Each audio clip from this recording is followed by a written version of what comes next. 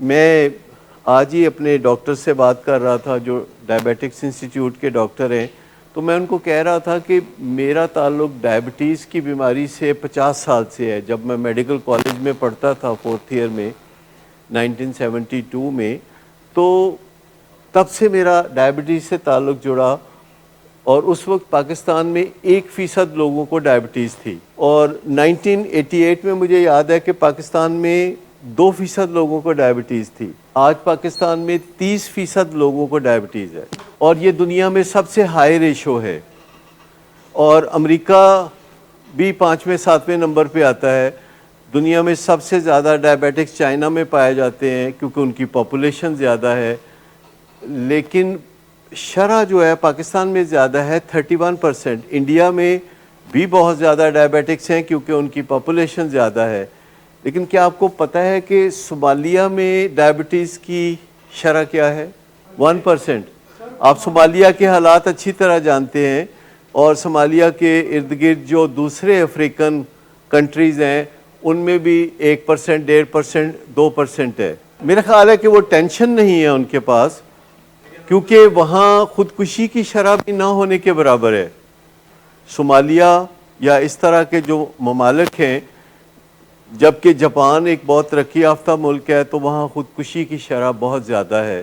Denmark میں خودکشی کی شرح بہت زیادہ ہے، امریکہ میں خودکشی کی شرح بہت زیادہ ہے۔ صومالیہ میں آپ کسی سے پوچھیں کہ کوئی بندے نے خودکشی کی ہو تو وہ کہے گا جی مجھے نہیں پتا۔ ان کے حالات دیکھیں تو وہاں روٹی نہیں ملتی کھانے کو۔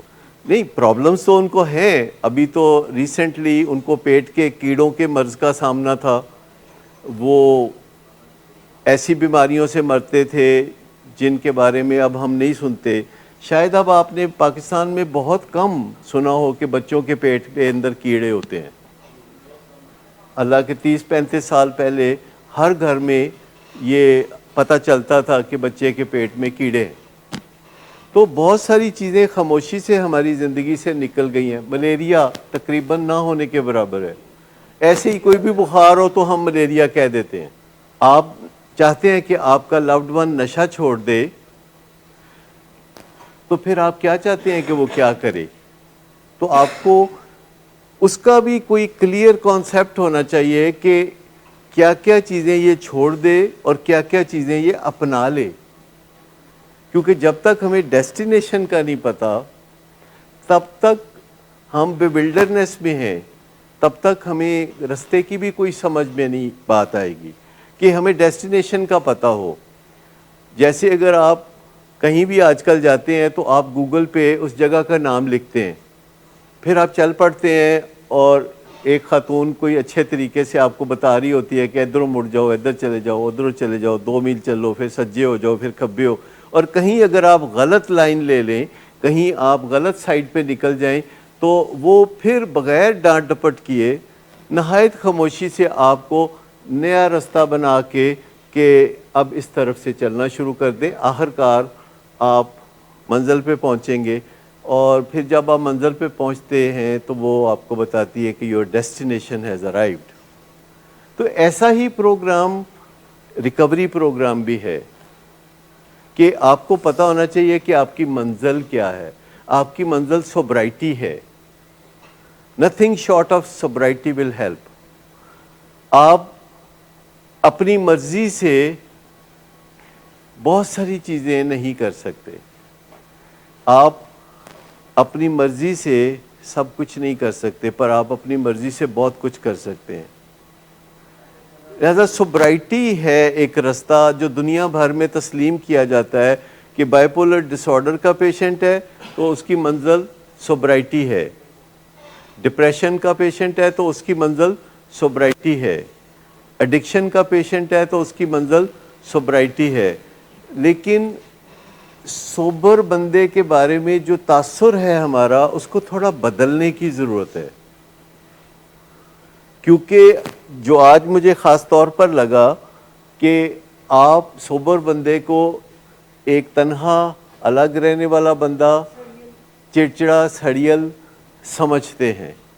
نہیں، سوبر بندہ ایسا نہیں ہوتا، وہ بھرپور اطمینان کا مالک ایک بندہ ہوتا ہے کہ جس کو دیکھ کے آپ کو کوئی گھبراہٹ یا پریشانی نہ ہو۔ اور یہ بہت مشکل ہے سوبر ہونا، بہت مشکل ہے نکتہ چینی نہ کرنا، بہت مشکل ہے توہین نہ کرنا، بہت مشکل ہے دفاعیت نہ کرنا، اور بہت مشکل ہے کہ چپ تان کی عادت کو چھوڑنا۔ یہ 4 چیزیں ہیں جن کے اوپر اگر نظر رکھیں تو آپ کو سوبرائٹی کا کچھ نہ کچھ جو اندازہ ہے وہ مل جائے گا اس بندے کے بارے میں۔ اور پھر آپ اس سے پوچھیں کہ کیا آپ اطمینان محسوس کرتے ہیں، کیا آپ خوش ہیں، اپنے حال پہ آپ مطمئن ہیں؟ اور اگر آپ پوچھتے ہیں اور وہ کہتے ہیں ہاں، تو پھر آپ کو یقین کر لینا چاہیے اس بات کا۔ لیکن یہ کیفیت ایسی ہے سوبرائٹی کی کہ جو کم یا زیادہ ہوتی رہتی ہے، کہ جو بندہ سوبر ہوتا ہے وہ بعض اوقات سوبرائٹی میں سے نکل بھی جاتا ہے اور پھر وہ واپس جدوجہد کر کے سوبرائٹی میں واپس آتا ہے۔ یہ کوئی کانسٹنٹ سٹیٹ آف مائنڈ نہیں ہے، اس میں جو اس کو سیرینٹی کہتے ہیں۔ سیرینٹی اور پیس آف مائنڈ میں فرق ہے۔ پیس آف مائنڈ کا مطلب ہے کہ کوئی گڑبڑ نہیں ہے، آپ کی زندگی میں سب ٹھیک چل رہا ہے اور آپ مطمئن ہیں، تو یہ پیس آف مائنڈ ہے۔ لیکن اگر آپ کی زندگی میں بہت ہلچل ہے، بہت مسائل ہیں، بہت پریشانیاں ہیں، اور آپ پھر بھی پرسکون ہیں، تو اس کو سیرینٹی کہتے ہیں۔